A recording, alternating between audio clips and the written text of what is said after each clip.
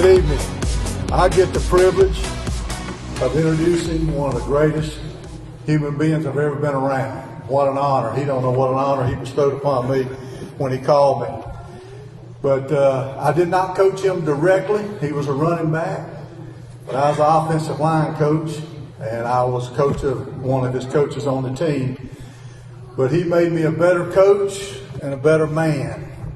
To tell you a little bit of something about Stanford Jennings. His smile is so infectious. He makes people better everywhere he goes. He's one of the greatest human beings I've been around. You know, when you coach as long as I have, you've had a lot of great people that you think, well, I sure would like for, if I ever have a son, to be like that. Well, Stanford is one of those. He is simply amazing. He was never big-headed, as some of them running backs can be. All right. He was always humble. To tell you how humble he is, most of the room over in that back corner is filled by his linemen that blocked for him back in the 80s. So I've been coached up by how long I could talk and all this. So one quick story to tell you about his humbleness. We were playing Marshall one night, and Stanford was running through them like you wouldn't believe. And they were so envious, they started calling him Stanford Jenkins. They never got his name right. He never said a word. I said, man, we call up there to the SID. We'll get on. Don't worry about it, Coach. It's fine. It doesn't matter. And he just continued, and he wore them out. I think it just added fuel to the fire. But, you know, they told me no statistics and all that sort of stuff, but the man was 3-time player of the year in the Southern Conference. But if you took a vote in the locker room, he would have been 3-time most favorite player as well, because he was that kind-hearted and that generous to everybody, and he was such a humble person that it was a joy to be around at all times. We even invited him to the offensive line meals. So, and that was their idea as well. But if you've ever been around a person that makes you better, that's Stanford Jennings. He is very special. Look up the word class in the dictionary and you'll see his picture. And it's my privilege to introduce to you Stanford Jennings.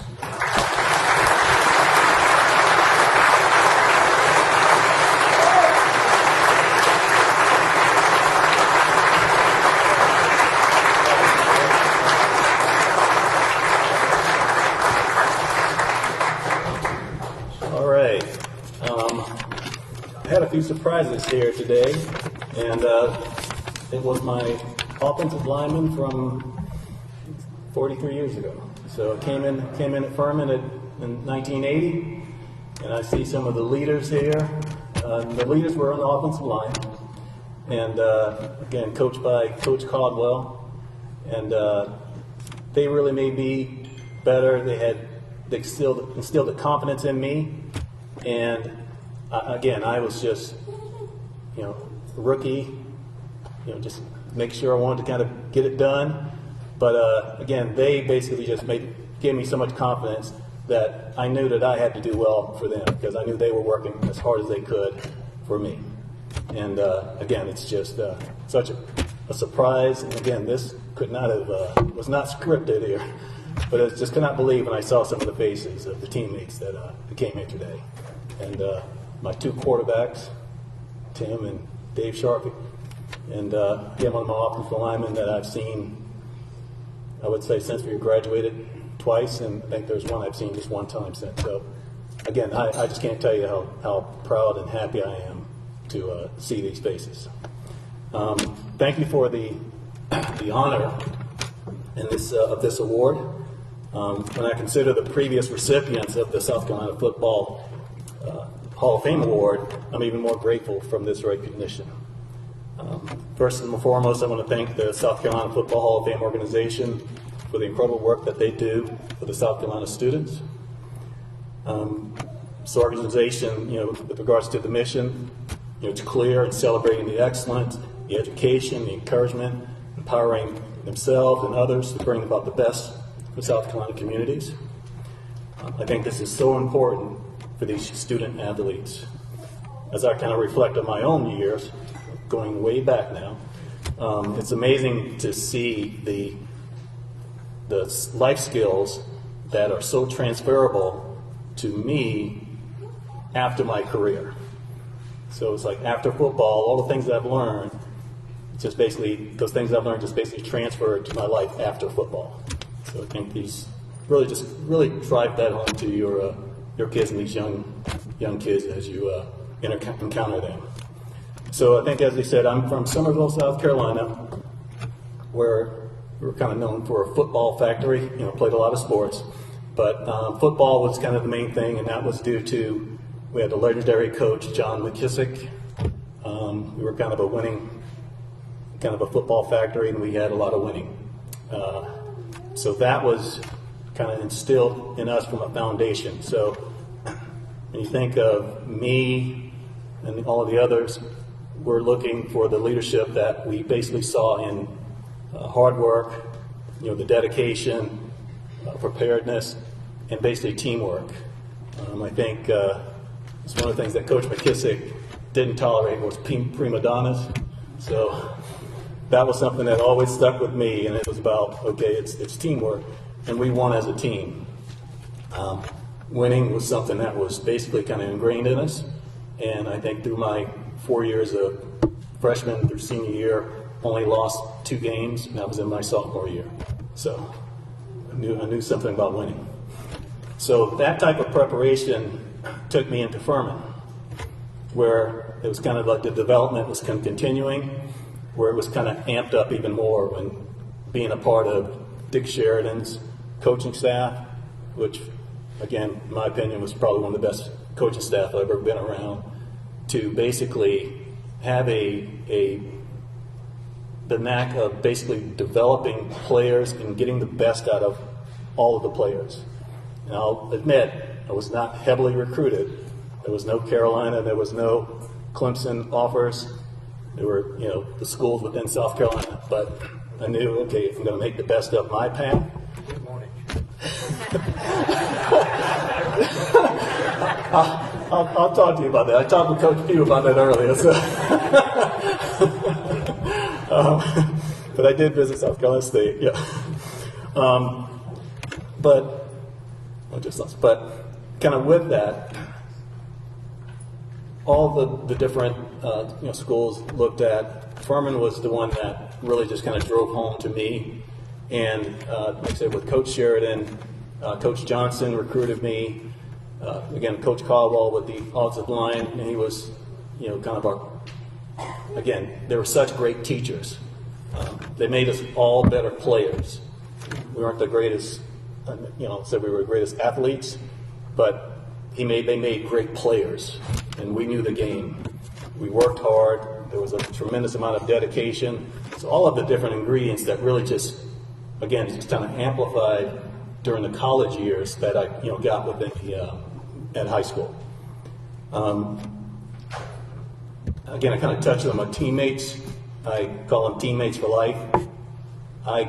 It's hard to even explain the camaraderie of this group. We won a lot of games. We were successful, but we worked hard.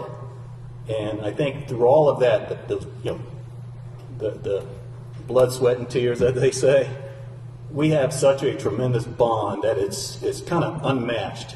And I think even going to the pro level, it still doesn't match the type of camaraderie that we have at Furman.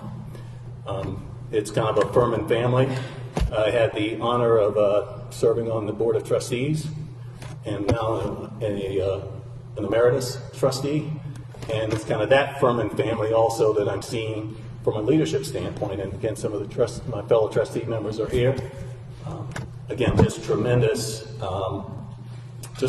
time we're experiencing. So going into the NFL, that's kind of development tested. So the small school, going into the NFL, and okay, how do we stack up?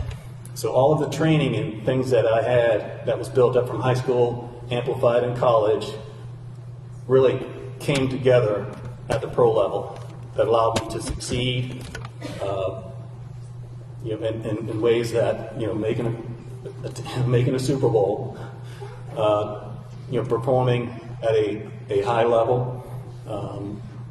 Again, it's something that you dream about, then it happens, and then you're kind of in it, and you just want to really just maximize what you're doing. I want to kind of touch on my family who's here. I have my beautiful wife, Kathy, of 37 years. My daughter, Kelsey. So if you saw the kickoff return I had in Super Bowl 23 back in '89, Kelsey was born the day before that game. So, and Kelsey, for you Furman folks, Kelsey is a Furman grad. She graduated in 2011 from Furman, 27 years after I graduated. So,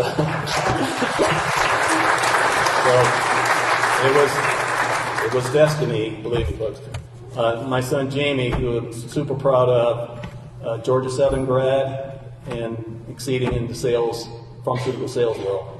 So cannot be any more prouder than what I am for my two kids. And my parents, who have since passed, I know they are looking down, smiling. Been such an inspiration to me. Education was so important, it was critical for them. And my dad and mom, it was basically the student-athlete piece. Student was always going to come before athlete, not the other way around. So I knew that, and that's why it was critical to make sure you take care of the athletic side of it, the academic side of it, because that's what brings about the athletics. Because if it doesn't happen with the books, you don't get the opportunity the other way. So I want to, again, just kind of thank the organization for this recognition, and I'll kind of leave you with their own powerful slogan. It's more than football, it's making a difference through football. Thank you very much.